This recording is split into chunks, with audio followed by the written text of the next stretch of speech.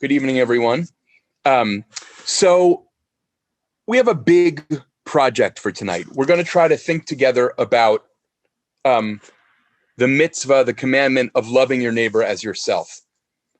I'm just trying to get my screen set up here. Okay, great. So this verse about loving your neighbor as yourself is described by no less a figure than Rabbi Akiva as Klal Gadol BaTorah, the great principle of the Torah, perhaps a great principle of the Torah, but probably the great principle of the Torah. And in fact, modern biblical scholars say something similar. They describe this verse as the apex or the epicenter of Leviticus, which is itself the epicenter of the Chumash, the Pentateuch. But here's the funny thing. There's something quintessentially Jewish, I think, about the fact that we can say that love your neighbor as yourself is the great principle of the Torah, and yet we absolutely cannot agree about what it's actually asking for. There's a tremendous amount of debate in the history of Judaism about just what this mandate is. A good way to get started in thinking about that, I think, is to briefly consider each word in turn and think about at least some of the questions each one of them raises. So first, ve'ahavta, love. So what is being asked for here? In some ways, this is the central question. Is what's being asked for here an emotion, an action, or some combination, or maybe better, integration of the two? Two, if emotions are the answer, or even just a part of it, then we have to ask, can emotions be commanded? Can they be controlled? If they can't be controlled, then neither, would it seem, can they be commanded. Now, one of the things I'll just tell you now that I'm going to be arguing for in a little while is that the truism that we can't control our emotions needs major revision. That as common as that view is, that's how false that view is in many ways. And you'll see what I mean, I hope, as we go. Three, if love in an emotional sense is what's asked for here, what kind of love are we talking about? Presumably, hopefully, we are not saying that I'm supposed to love my neighbor in the same way that I love my spouse or my child. So what kind of love are we talking about? And much more technically, but no less importantly, is there a difference? And if so, what is the difference between, had the Torah said, V'ahavta et reacha kamocha, you should love your neighbor as yourself, and what the Torah does in fact say, V'ahavta lireacha kamocha, which literally would mean something like love for your neighbor as yourself. Okay? That's just about the first word, V'ahavta. Now, moving on for a minute, lireacha, your neighbor. So who is this neighbor, or maybe more accurately, this fellow that the Torah is speaking about? Fellow Jews are all human beings. Are all Jews without exception included? Are all humans without exception included? And then finally, kamocha, as yourself. Let's assume for a moment that the commandment makes a claim on my emotional life. Maybe it's possible to love others, but can I really love them as much or in the same way as I love myself? Is that possible? And more than that, if that is possible, is it desirable? Should I love other people in the same ways that I love myself? This last question, I'll just point out, preoccupies halachic thinkers, especially Jewish legal thinkers, because they are bothered by, I've never quite understood how bothered they are by this, but they are bothered by the fact that where life and death are concerned, Jewish law is unequivocal that I am allowed to prioritize myself over others. And therefore they think it's clear that I'm not obligated to love others to the same extent as I love myself.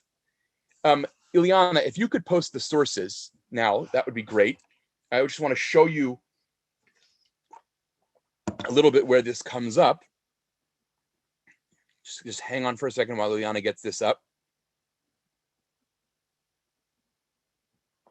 So,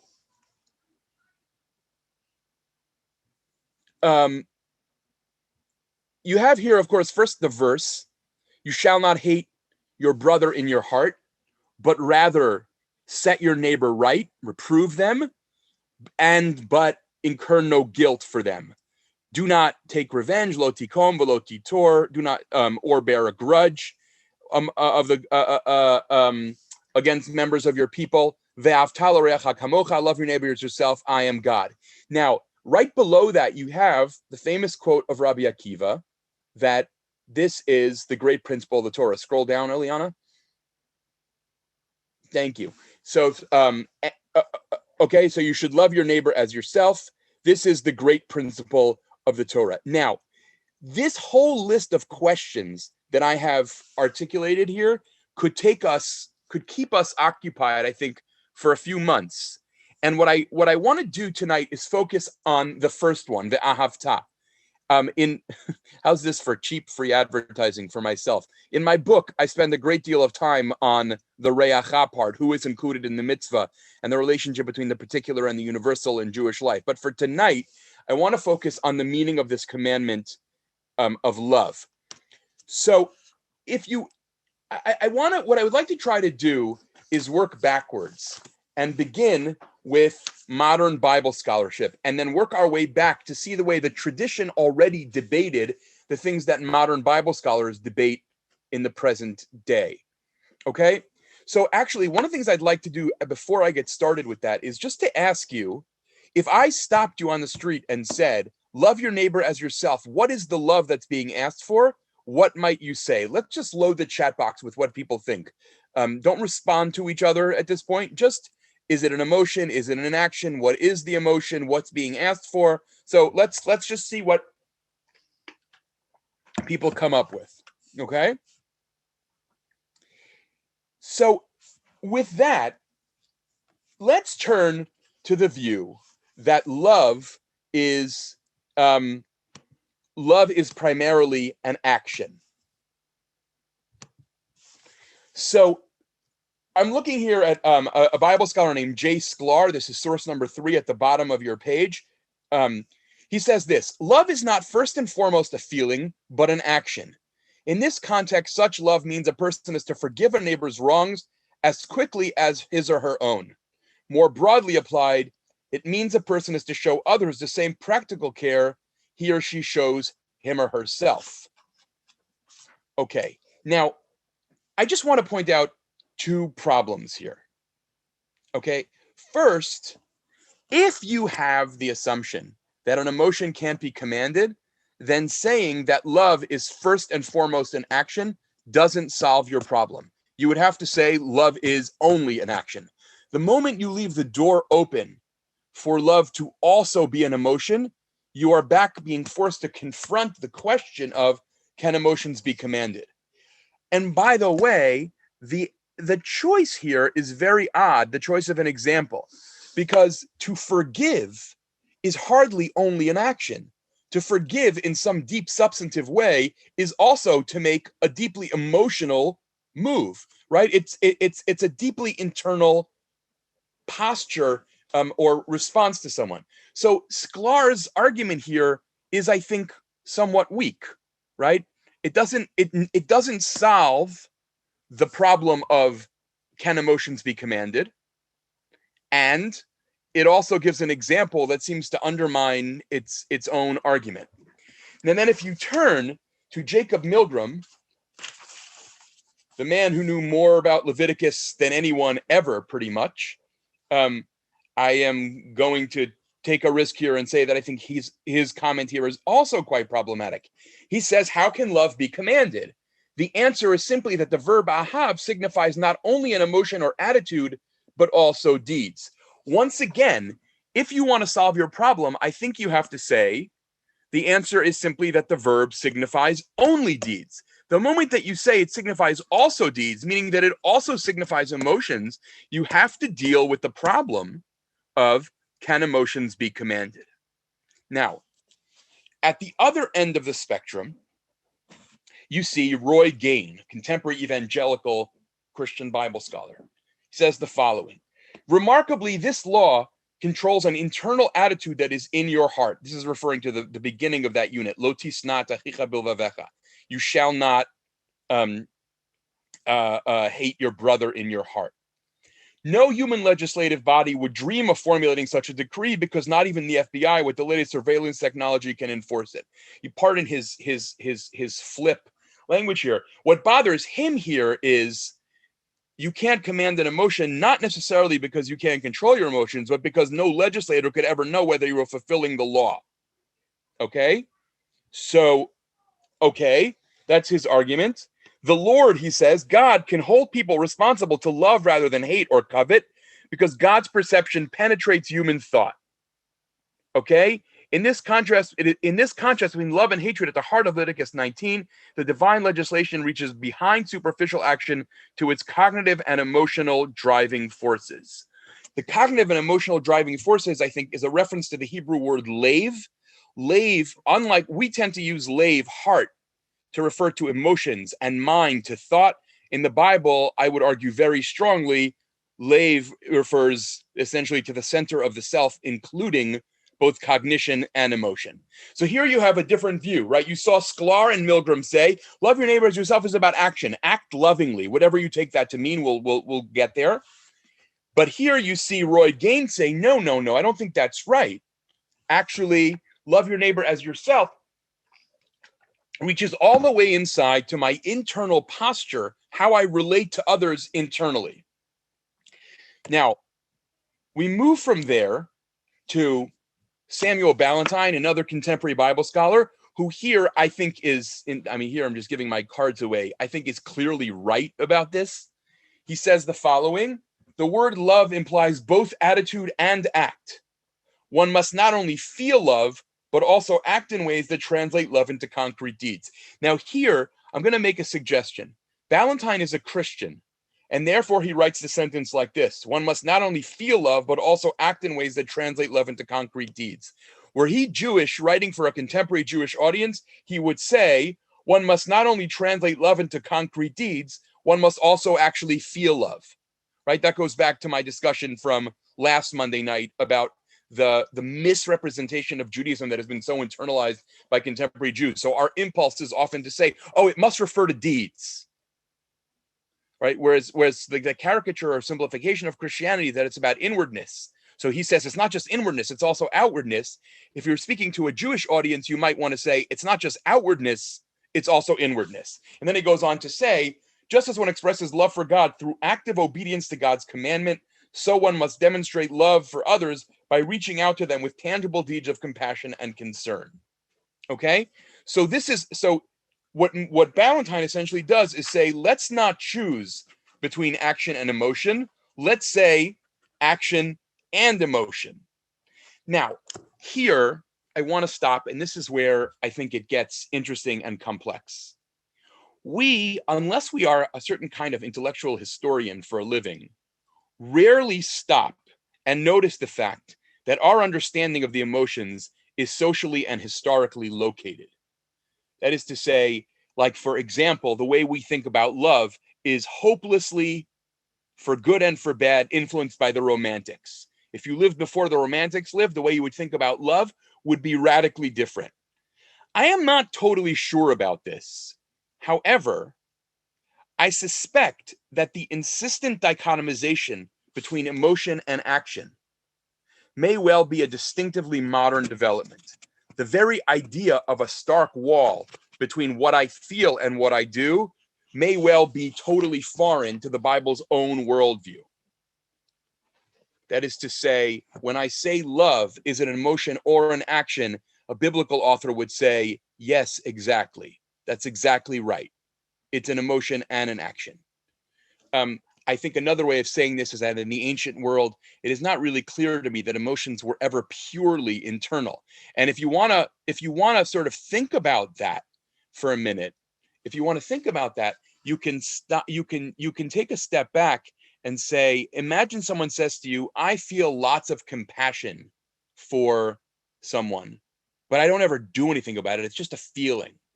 So it's very likely that you would say at a certain point, well, it's not really compassion that you feel if it's not translated concretely into a deed.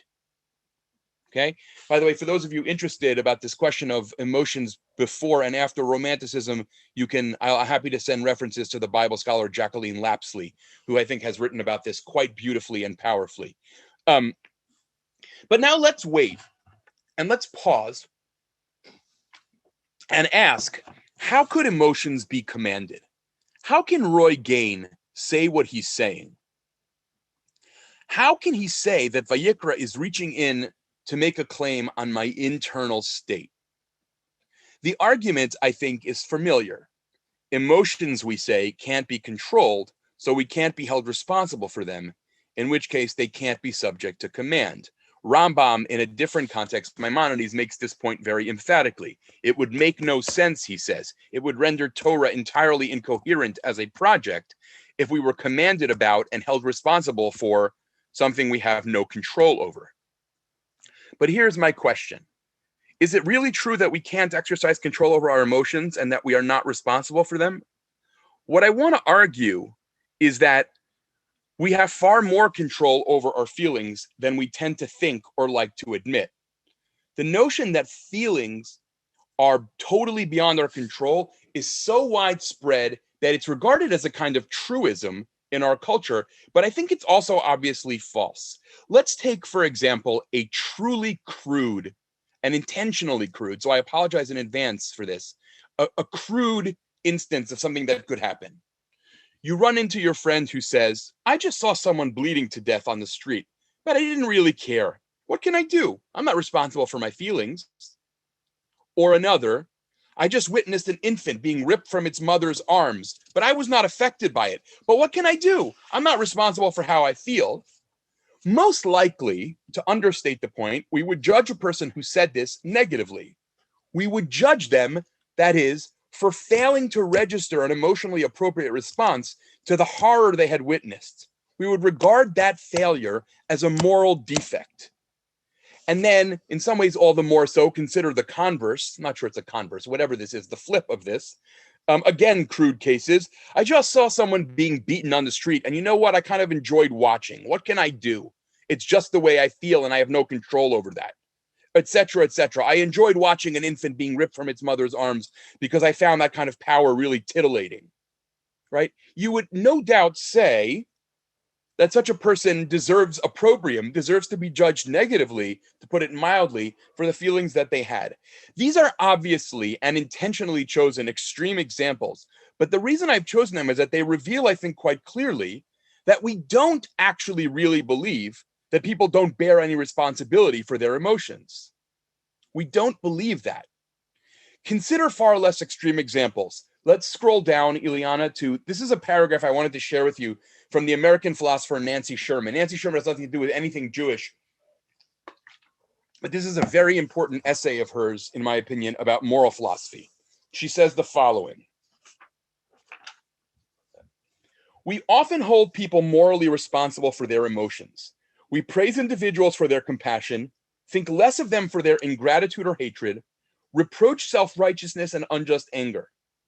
In the cases I have in mind, the ascriptions of responsibility are not simply for offensive behaviors or actions which may accompany the emotions, but for the emotions themselves as motives or states of mind. We praise and blame people for what they feel and not just for how they act. In cases where people may subtly mask their hatred or ingratitude through more kindly actions, we may still find fault with the attitude we see leaking through the disguise. And Nancy Sherman's term that she uses that I think is incredibly helpful is that we underestimate our emotional agency. And one of the examples she uses, Nancy Sherman is very caught up in psychoanalytic theory, too much, I think, for her own work, but she points to the way that an infant, just a couple days old, when the mother looks at the infant, at a certain point, when the infant is overloaded, the infant knows to turn their eyes away, right? And a parent who's smart about parenting does not follow the eyes, but lets the child turn away and turn back when they're ready, right? She says, you see, even an infant on some level knows, whatever that means exactly, that they have the capacity to regulate their own emotional response. They are exercising emotional agency. They are preventing themselves from descending into emotional overload. Okay? Now, to be clear, not all emotions are the same. Some seem to just happen to us. Others intuitively seem subject to at least some degree of control. Again, Sherman's wonderful phrase is emotional agency.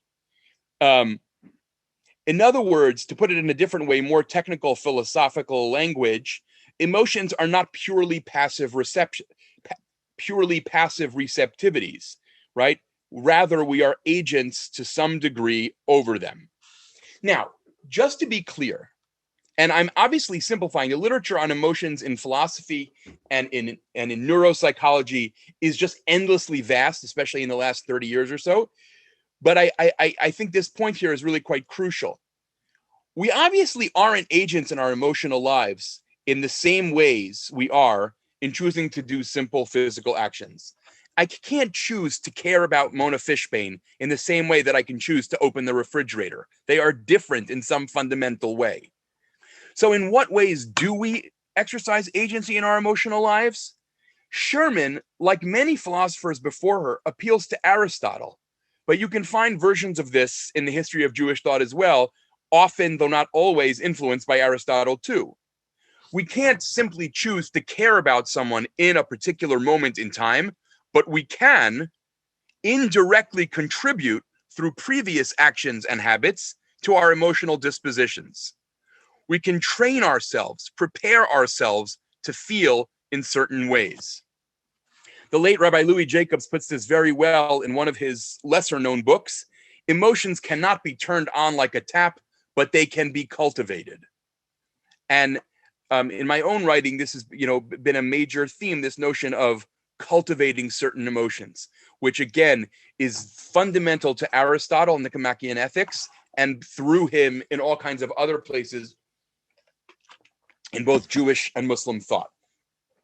Okay, so I can't choose to love you in this moment, but I can make choices that make it more likely that I will love you in this moment.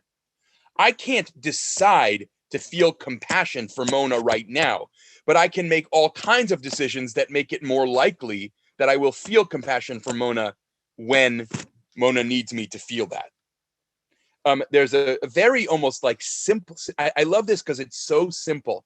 Rabbi Eliyahu Dessler, one of the great Mussar writers of the 20th century, who I talked about on last Thursday night, Rav Dessler describes in this lovely way. He says, sometimes people say to me, I can't give to this person. I don't know how to give to them because after all, I don't care about them. And he says, I'm always struck by how backwards the question is. I always tell them, if you want to care about them, why don't you try giving to them? Right? Why don't you try the other way? Why don't you try training yourself through concrete action to feel a certain way? Okay? Now, with that, let's turn to the history of Jewish thought and ask, how have Jewish sources heard and interpreted this commandment to love our neighbor as ourselves? So we find some of the same debates. Doubt, first of all, that emotional love can be commanded. More explicitly, as I've already implied at the beginning, can I really be commanded to love my neighbor as much as I love myself, or in the same way as I love myself? Some Jewish thinkers describe this as neged hateva, against nature. But even if it were possible, would it be desirable? Again, think, for example, about that story about how if my life is on the line, I am permitted to prioritize my life. Okay? Now, as Jewish thinkers answer this question, let's break them up conceptually. Let's first think about, as we did with Bible scholars, those who think it's about action. And I want to start with what I'm going to call the minimalist school. The minimalist school basically says, you know what the meaning of love your neighbor as yourself is? It's just another way of saying that which is hateful to you, do not do to someone else. So the famous statement of Hillel in the Talmud, in Masechet Shabbat, that which is hateful to you, don't do to someone else. That is source 9, if you scroll down there, Ileana. That's the famous, convert me while I stand on one foot. That which is hateful to you, don't do it to anyone else. So a whole range of Jewish thinkers say that which is hateful to you, do not do to someone else, is a synonym for love your neighbor as yourself. So much so that if you look, for example, at source 10, the Targum, what's called Targum Yonatan, Targum Pseudo-Jonathan, okay? He says, look at his translation of Leviticus 19. Do not take vengeance or bear grudge against members of your people. Love your fellow. And then look at his insertion. For what is hateful to you yourself, do not do to him. I am the Lord.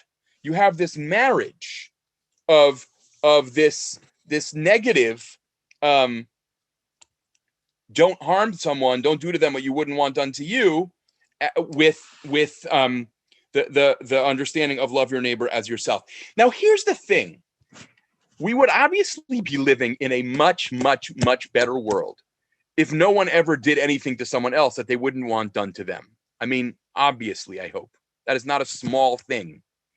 And yet, I think it's hard to avoid the feeling that this is a too deflationary an account of love your neighbor as yourself. Love your neighbor as yourself would seem to ask more than don't harm people.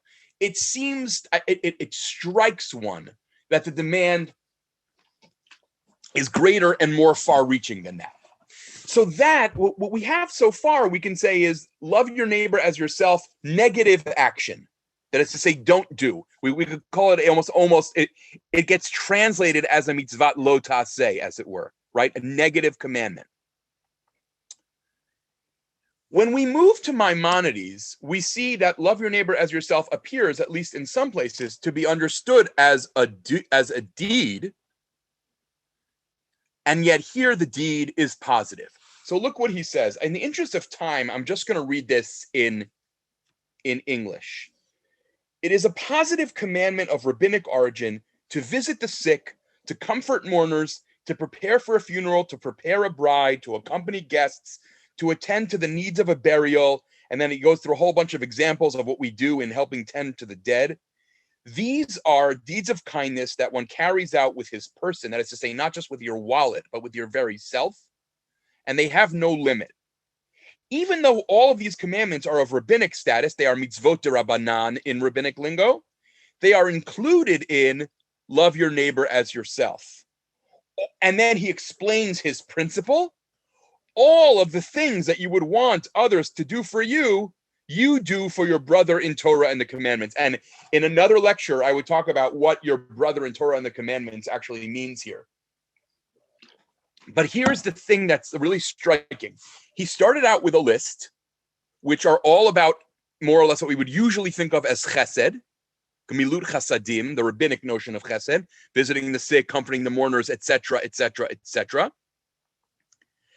And then he gives you this principle that I want to suggest in a moment is on the face of it deeply problematic, which is all the things that you would want others to do for you, you do for other people.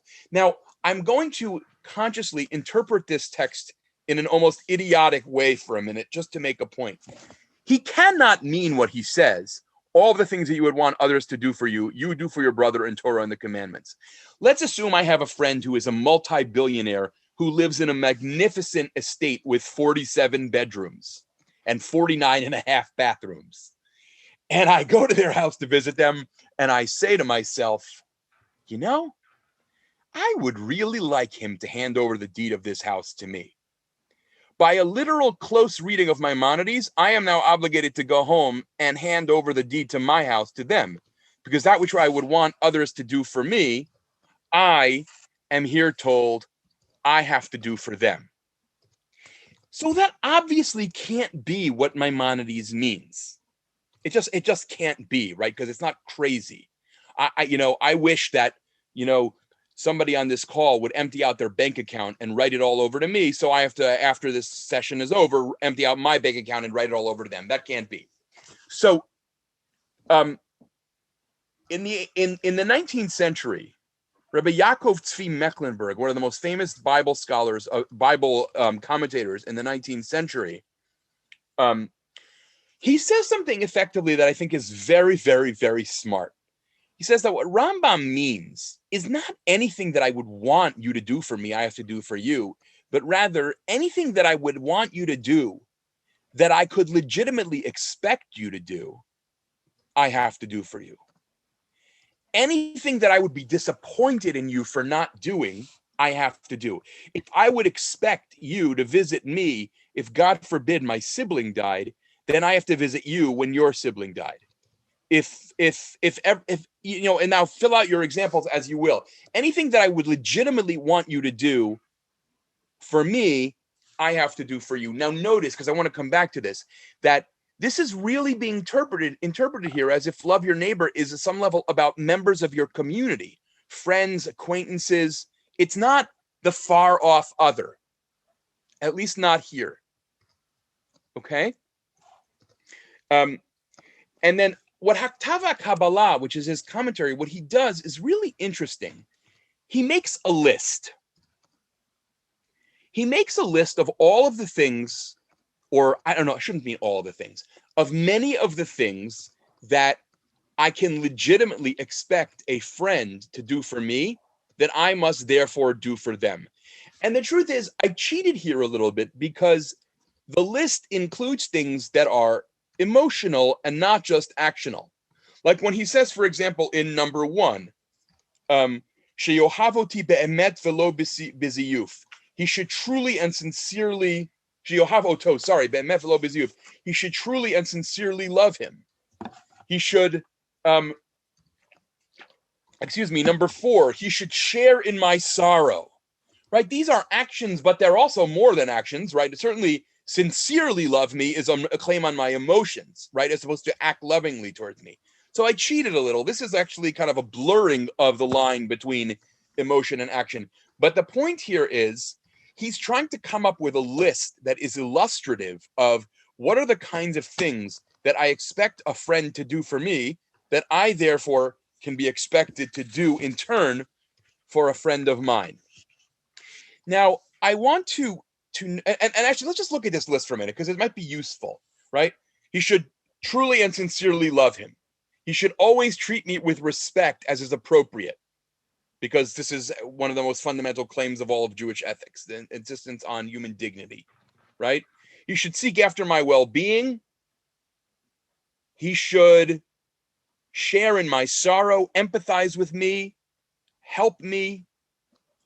He should welcome me with a warm smile, besever panim yafot, whenever I visit him. He should always judge me favorably, give me the benefit of the doubt, assume the best of me. He should be able to go through a little trouble for my sake. Let's keep scrolling, Ileana. 8, that of his own accord, he will help me with a little money if I need a loan or a small gift. 9, that he won't be haughty towards me. He won't be pompous, right? Now look at the last line. Ruvain is confident of many more such things, but he will not think that Shimon needs to give him all his wealth and all of his possessions because of his love for him. This Ruvain would not want from him, for this is unreasonable and cannot be expected. This is his explanation of Maimonides, which I think Maimonides would accept as a friendly amendment, or not even as an amendment, but an explanation of what he obviously meant. Okay? So, okay. Now, when I first taught this source, a friend of mine pointed out to me that something really bothered her about this. And that is, from a contemporary perspective, she finds the passage from Rav Mecklenburg problematic because he assumes, perhaps, that there is some kind of universalizable list, and that what she was saying, what she would actually want a friend to do when she was in crisis, is to ask her what she needs. And I just want to say, I think Mecklenburg in turn would accept this as a friendly amendment. I think the list is meant to be illustrative. And if you could say, just as if I were in need, I would expect a friend to come to me and ask how they can be helpful. So also when I encounter a friend in need, I have to ask them in turn how I can be helpful. So I think that actually is part of the flow of the logic here. Okay, now I want to take a minute for an interlude to say something here that I'm going to regret because it is too simplistic, and I'm going to prepare for some of you to yell in the chat. But I nevertheless think there is something here that is underneath my clumsy formulation here. I think there is something that is important and worth thinking about. And I'm happy to try and say more about this during the Q&A if people would like. I have been struck as I have researched Love Your Neighbor for the last, on and off for the last 4 years or so, by something that should have been obvious to me all along, but wasn't. Many Christian writers, both ancient and modern, take the commandment of love your neighbor as yourself to be focused on my relationship with everyone, perhaps even especially with people with whom I don't have individual relationships. See Kierkegaard Works of Love, for example. Jewish sources, in stark contrast, tend to focus on people I actively interact with in my life, family, friends, coworkers, business partners, etc. The Christian approach ties in somehow with the promise and also with the weakness of a universalist emphasis. And the Jewish approach ties in with the promise, but also with the weakness of a particularist emphasis. That is to say, the Christian ethic can sometimes blind me to the people around me because I'm busy with my radically egalitarian ethos where I owe everyone the same thing. And the Jewish ethic can sometimes blind me to the reality of lots and lots of people with lots and lots of needs beyond the community in which I inhabit. Now, I have said this often. Many of you have heard me say this many times over the years. I think it is extremely important to resist the temptation to assume that the universalist option is always the morally superior one. Because although in the modern world, in the contemporary world, people try all kinds of alternatives to this, as certain Christian scholars have pointed out, in the history of the West, universalism and imperialism have almost always marched hand in hand. Christianity, for its universalism, also spent hundreds and hundreds of years trying to forcibly convert people, and Jews suffered immeasurably and almost unimaginably as a result. Jews, in contrast, never bothered people, but they sometimes also forgot that other people mattered. As Daniel Boyarin puts it really nicely, Jews never bothered people, always left people alone, but they forgot sometimes that other people mattered. Christians never forgot that other people mattered, but it took them 2,000 years to even consider the possibility of leaving anyone alone. And so I just, in general, am hesitant about this kind of impulse that this American Jews living in a Christian culture tend to assume that the universal is somehow always superior to the particular. I think it's much, much more complicated. And I'm going to advertise my book twice, which is so out of character for me. I hope you'll read my book and tell me what you think then, because I try to make this case as clearly as I can. And I want to be clear what I'm saying. I am not doing and Judaism is therefore inherently superior, as some, popular Jewish apologists never tire of doing. I'm saying that it's a complex trade-off, and there are costs in both directions. Okay. Now, I want to talk about an approach to love your neighbor as yourself that is about emotions. And so if we could turn to page 7, if we can scroll all the way down, Eliana, to Ramban, Nachmanides. This is one of my favorite comments on the Torah in general, because I think it's just so incredibly moving. Here's the basic logic that Nachmanides lays out for us, Ramban. The argument is, and Mona, I hope you'll forgive me. I'm just trying to find someone I can use who won't be offended by being made my guinea pig for the night. I am perfectly happy for my friend Mona to be successful, as long as she's not as successful as me. I'm happy for her to be smart, as long as she's not as smart as I am. Or maybe even, I'm happy for Mona to be wealthier than me, as long as it's clear that the thing I value most, smarts, that I'm smarter than she is. I'm happy for Mona to be more accomplished than I am, as long as it's clear that I'm clearly better looking, right? That there's some way, Nachmanides says, that we don't forgin, if I can use a Yiddish word that entered modern Hebrew, lefargen. We don't forgin other people. And the mitzvah, Ramban says, is to want for other people that which we want for ourselves. And that, he thinks, as a reading, is made possible by something I said at the very outset. Ve'ahavta lireacha kamocha, he says, is not loving your neighbor the same way you love yourself, which is in any case impossible, but rather loving for your neighbor what you love for yourself. You want to be successful? Great. Want them to be successful. You want to be wealthy? Want them to be wealthy. You want to be seen lovely, want them to have the same thing. Now, the way that this ties, I think, to the lecture I gave last Monday night is that what often gets in the way and makes us so competitive is our desperate search for worth in competitive ways. Well, the only way I can feel good about myself is if I'm more accomplished than Mona. Well, no, but what if I have some other means of feeling that I'm worthwhile, like I'm created in the image of God and am loved and worth an infinite amount just to begin with? That is, if I have self-esteem from a healthier place, then maybe it becomes easier to genuinely want other people to be well. One of the things I used to do when people used to apply for jobs at Hadar, the days when I was still interviewing everyone who applied for any kind of job, I would always say to them, and you could tell by looking at their eyes what kind of reaction you got. I would say, if you're the kind of person who reacts to someone who has a similar job description than you, being recognized and appreciated by being genuinely happy for them, you should totally apply to work here and let's see if we can make it work.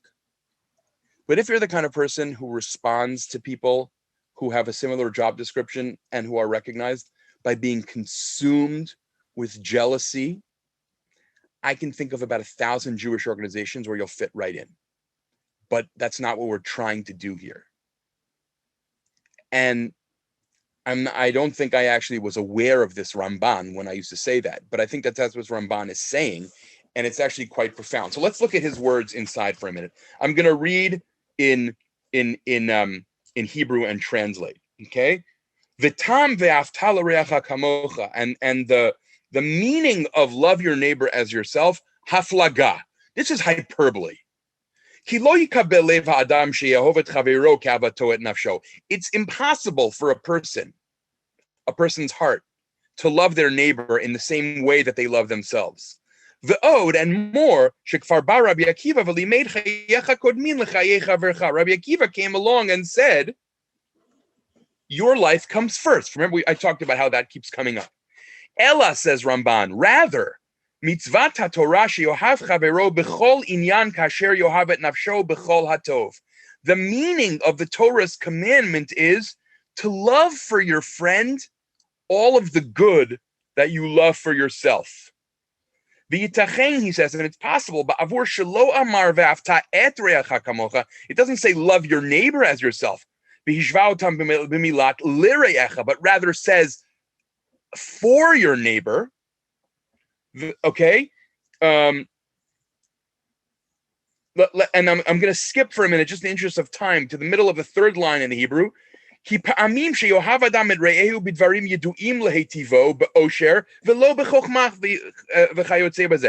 sometimes a person loves their neighbor and wants him to have certain goods, but not others. I'm happy for you to be wealthy, but not to be as smart as I am. That's his example. If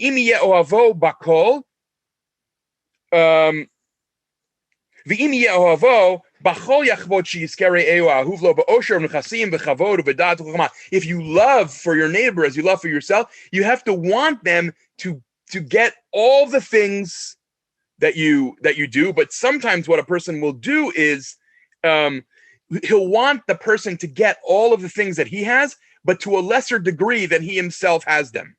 Did I say that in an English way that anyone could follow? Right? In other words, there's two possibilities here. One is, I want you to have certain things that I have, but not all of them. Or I want you to have all the things that I have, but I want to have them to a greater degree. Okay? And then he says, at the end of that line, the Torah commands that this base jealousy not be in your heart, but rather, aval yohav birvota tova lechavero kasher adam osel nafsho v'lo yiten shurin ba'ava. Don't create limits on your love. I want you to have this much and no further. Shmuel Golden, for a long time, the rabbi, the Orthodox shul in Englewood, New Jersey, has this wonderful comment.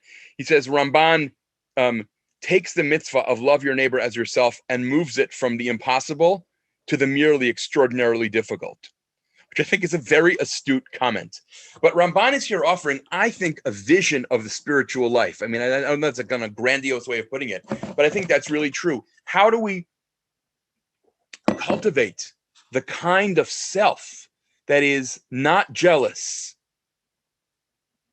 that is forgiving, that has what in rabbinic idiom is called an ayin tova, a generous eye, wanting you to have what I have?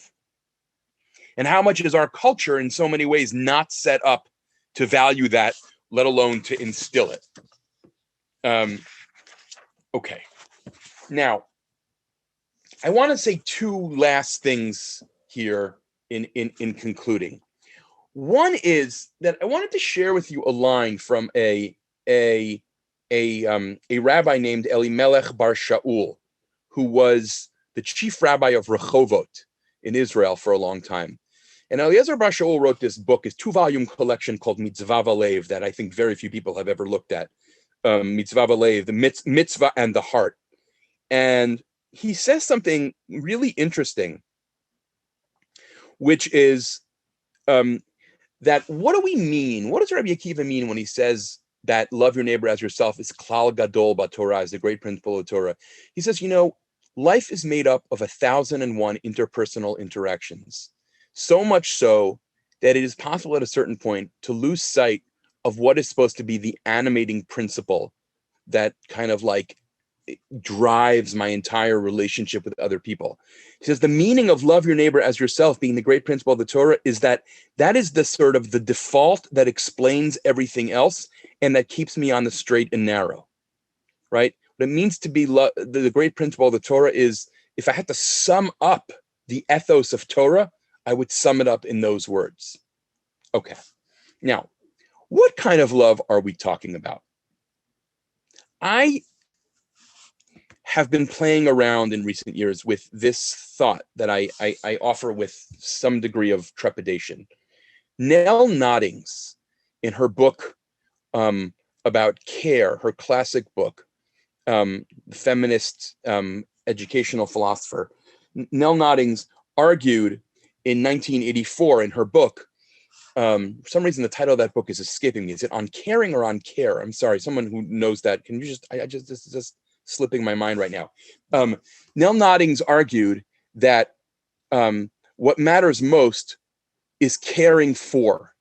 And she has very little patience with caring about. And caring for is on some level intimate. She talks about the engrossment of the carer in the needs of the cared for. And the problem of caring for is that each of us can only do it for very few people. And one of the things that Noddings was critiqued for is, look at this upper middle class white woman basically articulating a vision of human life in which caring is upper middle class people taking care of other middle class people. But as for people far away from them who are in need, Nell Noddings has no room in her moral picture for them.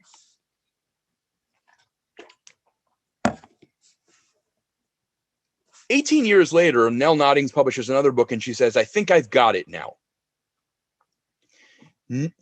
Caring for is intimacy, is engrossment in the needs of the other. Caring about is what we do to make caring for possible in other places. That is to say, when I give, in her first book, she was very dismissive about sort of philanthropy to faraway places.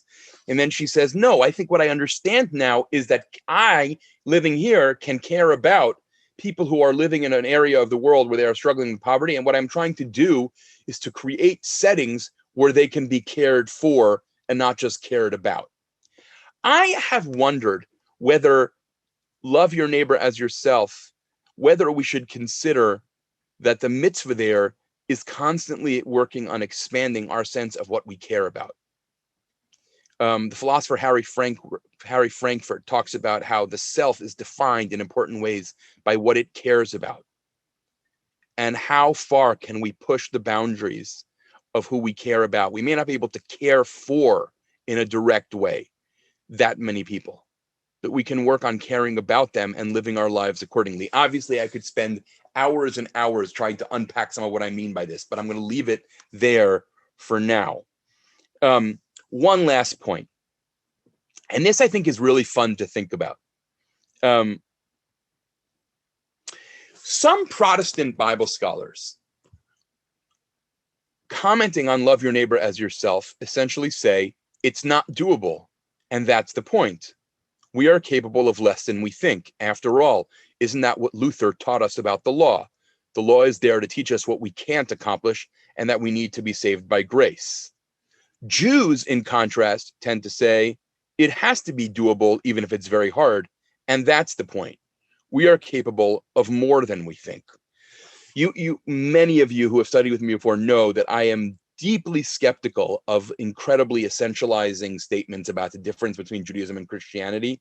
And yet I think there's something very profound here about Protestant ethics and Jewish ethics, where love your neighbor as yourself in one setting is heard as often about showing me what I can't do, and is heard in the other setting as prodding me to consider that maybe I can do it after all. The way that I would describe, this is just me talking now, Shai, love your neighbor as yourself as a mitzvah and as a spiritual project is that it is an asymptotic ideal. We never become, it is God alone who fully cares and loves for every living being. But we can strive to come closer and closer to that ideal and that possibility. Okay. Thank you very much. Let's take Ileana. You want to scroll through some questions? Yes, I would love to. Let me turn my camera on so I can ask you them. Okay, we had a question from Sarah Brooks. She asked, where is the line between emotion and action? Is honoring parents a thought or an action? One can provide for one's parents but not feel anything other than some vague obligation. You know what, Ileana, why don't you give me 3 and I'll take them as a unit. Great, so that's one. Another question we have from Jay Broadbar, who asked, connecting to last week, shouldn't B'Tselem Elohim suggest an unconditional versus transactional love? Well, what were the words? What versus transactional? Unconditional? Unconditional versus transactional. Okay. Harvey Tesler asked, Rambam's list of deeds have no limit, but also imply no minimum. So am I commanded to visit everyone I know when they become ill? If I visit some of my friends who are sick, have I fulfilled the mitzvah? Wow, these are all in very different kind of registers, really interesting and hard questions. So let me try to take them in turn. I'm not going to pretend to weave these together because they're all really different. So I think about Sarah's question about parents. So let me say this. I think that, and I'm going to talk about this a lot. I think this is not this Thursday, but a week from tonight. The Judaism's ideal, I'm now saying this in an abstract way, abstracted from any particular case that may be hard or painful. Judaism's ideal is the integration of the inner and the outer, of emotion and action, of the inner life and the outer life. So in an ideal world, I, let's say, do chesed, and I do it out of concern for another person. I visit the sick, and I'm motivated simply by the fact that they're sick and I care about them. Now, in a world, in a situation where I can't reach that ideal for whatever reason, so just caring about them in concrete terms, in active ways, is almost always better than not doing anything at all. In the case of honoring parents, here I just want to say, and this is actually something I have researched because it cuts very close to the bone for me. And I've also been asked about this a lot, working with young adults who are often just figuring out the complexities of their relationship with their parents. Halakha makes a lot of space here for the ways that, for example, abusive parents, what one owes abusive parents is different than what one owes to other parents. And yes, the line can be thin and all of that. We can wrestle with all the caveats.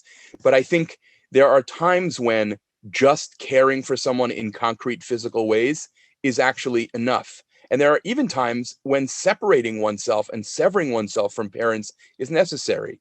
I think it is really complicated to figure this out. That's a conversation I'm happy to have, offline. But I think that there's the general principle, and then there's the reality of difficult cases, which in any moral theory, including a halachic moral theory, one has to make space for the cases that are more difficult and complex. I'm going to leave it at that for now, but there's much more to say. But Jay's question about unconditional versus transactional love, if Jay's comment was in response to Rambam and the Haktava Kabbalah, and if it wasn't, you can tell me. So I want to be clear. I don't think that they're talking about transactional love at all. I think they're talking about how I know what I'm obligated. That is to say, I can appeal to my own experience to say, what would I want in this situation? And that enlightens me as to what I owe them. The mitzvah is not do unto others as they have done to you, or do unto others so they will do unto you. It's do unto others as you would have them do unto you, which is different. I don't think it's transactional at all. I think it's appealing to personal experience to understand the nature and extent of the obligation. Does that make some sense? So I actually really, I'm glad you asked that, because that's something I really want to be clear. Maimonides is not saying do for others so that they'll do for you, or do for others because they did for you, but rather do for others what you would want them to do for you. It reminds me, I share with you a story that may be embellished in my own mind by now, the fact that it was 30 years ago. But many, many years ago, I was a rabbi at Harvard Hillel, and I was a rabbi of a minyan. And one Friday night, I walked into shul, and Rabbi Arnold Resnikoff was sitting in shul. He had come to visit his daughter, and Arnie was a rabbi in the Marines for a long time, and was in the barracks when they blew up in Lebanon, was in Bosnia in the 90s. Arnie had seen everything. And I walked up to Arnie and I said, I was planning on giving a Dvar Torah tonight, but do you want to speak instead? So he gets up, and this is what I remember his Dvar Torah as. This is literally the entirety of the Dvar Torah as I remembered. He gets up and he says, do unto others as they have done unto you is the ethics of Sarajevo. Do unto others as you would have them do unto you is the ethics of Sinai. The meaning of life is to journey from Sarajevo to Sinai. Shabbat Shalom. And sat down. It's not transactional. Quite the contrary. It's about a certain vision of human goodness. That's the most beautiful Dvar Torah I've ever heard in my life, bar none. For Harvey's question, Harvey's question is great. I want to say it's this is ridiculous. It's a great question in part because it's one that I can't figure out how to go about thinking about. So let's assume the following hypothetical scenario. Let's assume that it's really true that I don't know anyone who's sick. Is there a mitzvah of Bikkur Cholim that I have, of visiting the sick? Is visiting the sick a mitzvah that is incumbent upon me when someone I know is sick? Or is it a mitzvah that is incumbent upon me, period?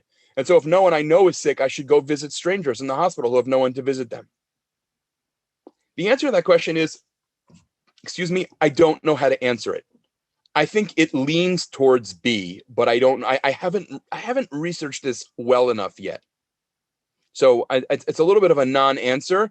My best answer to your question is to underscore it and say I think it's a really profound question and a really important one. Ilyana, why don't you do if you don't mind, another round of 3? Yes. Okay, great. We have a question from Avi Winkor, who asks, Winnicor, thank you, who asks, what about loving for my neighbor what they would want for themselves or how they would like to be loved? Like I want to be loved for what I want for myself or how I would like to be loved. Okay.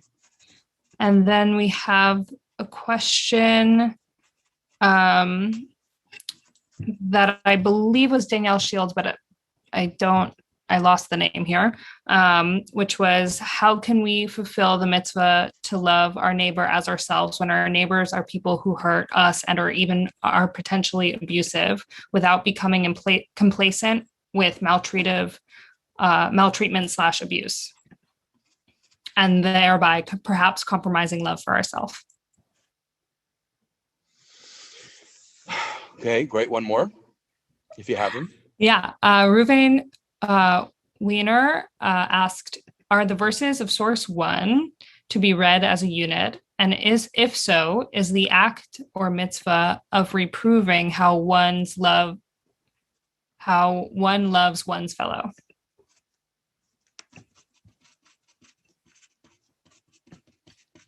Okay. I didn't think that the second round could get harder than the first, but lo and behold, there you go. Okay. So love my neighbor as they would like to be loved. So I think, Avi, if I understood your question correctly, which I may not have, in which case feel free to chime in. I think that's what my friend was trying to get at when she said that what she would want is to be asked what she needed. That I shouldn't just appeal to my own experience. There's a certain failure of empathy, you could argue, by saying, well, what I would want is this, therefore what Judy gets is this. But rather what I would want is what I would want. So what Judy should get is what Judy wants. So I think that that's what she was getting at. And I think that that's actually quite profound. Now, you can't always ask someone. There are situations where you have to respond in a quick and immediate way.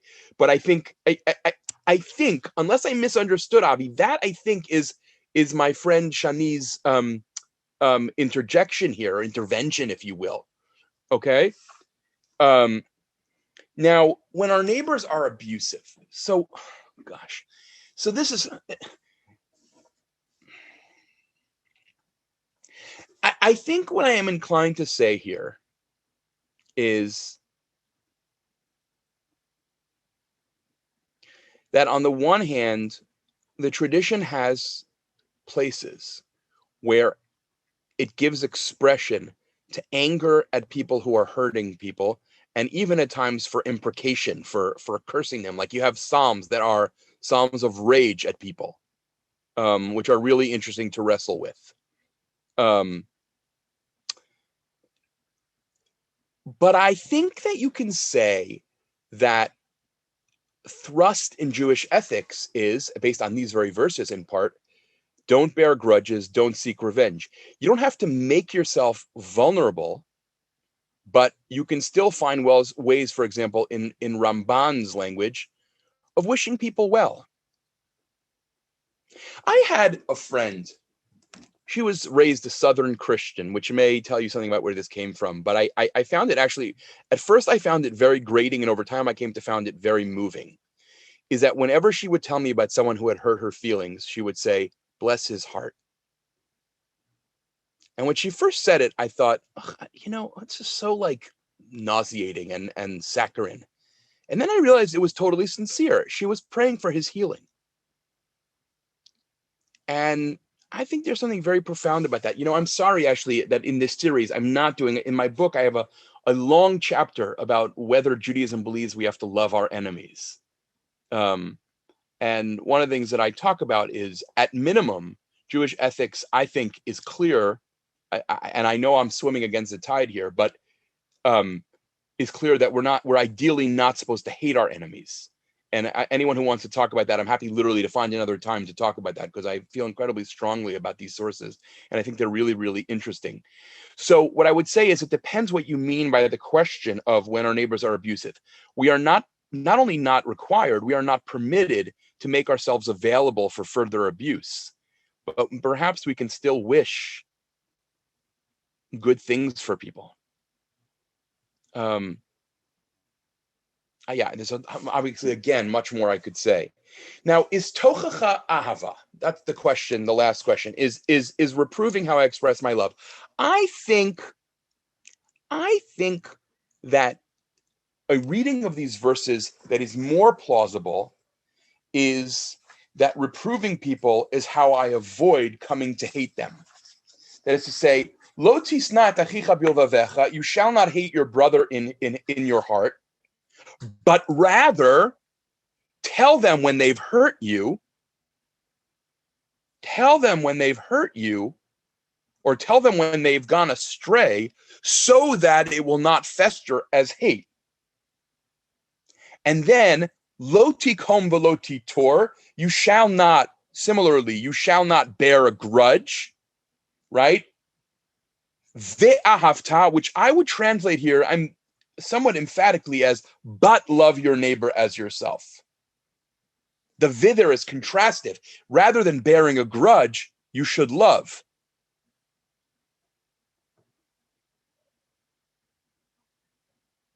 Okay. Ilyana, I'm going to take 2 more questions in here, if there are any. Are there?